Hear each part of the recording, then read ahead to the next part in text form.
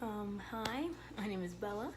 I am going to be performing a voodoo bone ritual, and I'm hoping to kind of explain and kind of not demystify, but become more known and less afraid of voodoo culture. I made my own bone casting set. And before I can even perform the ritual, we really need to go into why and what each piece means in my set, so as you get the full picture. So the first piece is this is a bone, chicken bone. I got this out of a chicken, rotisserie chicken myself, and it's very, I like the texture of it.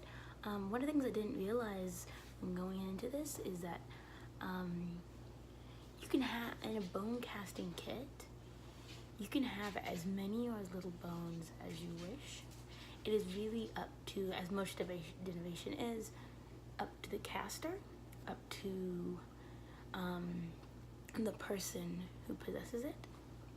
It's very much up to them, and it's very interesting to see all the different kinds of casting sets people have. Next is health, which is a little battery. And this little battery reminded me of health. I went through a lot of things in my house. I kind of did a lot of walkthroughs, a lot of time spent kind of looking for stuff. I knew what kind of criteria was to get a casting kit for my research, and I was kind of interested in how am I able to get pieces. And it was very much looking around my house, looking around, kind of thinking of my life, keeping the list on my mind, and I was kind of pulled to certain objects. Next we have health. This is wealth. It's a little penny right here. Yeah, it's a little penny. I kind of found this in like a weird spot. I found it like somewhere off to the side of my counter. I didn't even really think I had this, because I usually put most of my change in my car. But it's kind of a nice surprise. We have family. Families is kind of like, I don't know what they're called. I want to say the page binders or something like that, like binder keepers. But this one's bright blue. This was nearby a lot of my family's planning things, and it kind of represents my family to me. Next we have magic, and magic can be anything. It can be good and bad. It can be kind of the universe telling me what's going on, how the world kind of revolves. Next we have this ring, which is a family friend gave me this ring. This has a little pink gem in it. It's really pretty. I don't really like to wear rings a lot, because especially this one was a little too big on me. And I just saw it. I thought, oh, this is for love. This is love. And then this is Bad Intentions. I found this pencil. It's kind of this rubbery fabric, so it kind of doesn't even really feel like a pencil. And seeing it broken out of nowhere kind of reminded me of like good and bad intentions. Like what's like what should my intentions be? What are my kind of intentions of others? And it kind of calls into these two pieces.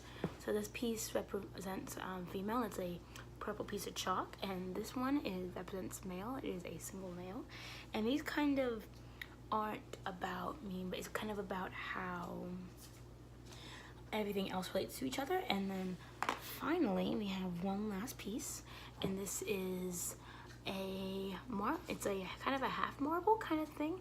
It's mainly used for a lot of my board games.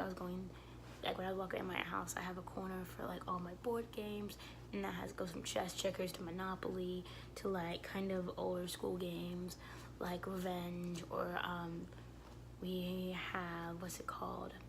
it's where we have little marbles and it goes in little holes. We have a couple of the sets of those. We use those for usually family events. So I found this one kind of by itself. It was very strange. I kind of thought brought me like a truth and true clarity. So now that we know all the pieces, now we can get to the bone casting ceremony. Okay, now we're to the actual ceremony. So now that we have the self bone's in the middle right here, kind of giving us a place. I put all of my other pieces of my set in this bag right here. So what I'm going to do right now is put all the pieces back into my hand, and we're gonna cast them in there and see where it goes. And this is this type of divinity has a lot of interpretations, and let's see if we get a good cast.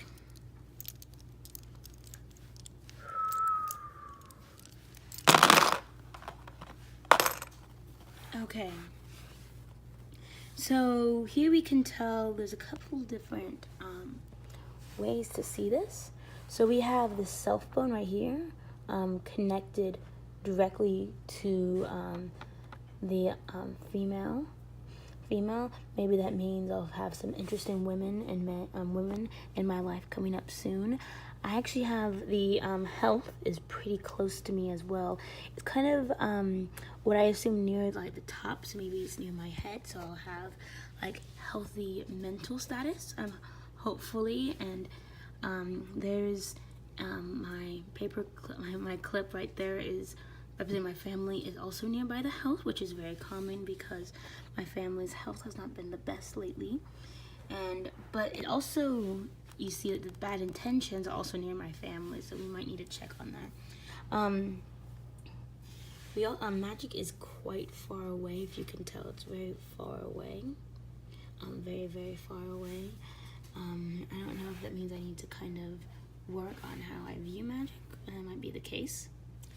But we have these two, love and wealth. We know I'm very far. It's almost as far as possible from love and wealth are as far as possible. Maybe I should not be searching for them right now at the moment. And then we have the truth, which means I'm very, very far away from the truth. I need to kind of bring myself back to what I believe is truth and to be more truthful with myself. Thank you. This experience has been monumentous, and I've learned a lot through casting it myself and kind of feeling that magic isn't really, casting and divination isn't really a rejection of science and logic. It's a trust of the universe, and it's a trust in magic, and it's a trust in things that cannot be seen, which is very interesting to me. Oh, and let's look at the male. The male one actually fell out. The male one is out of orbit even. That's interesting. That's the one we'll have to check out. Well, thank you very much. This is a great experience.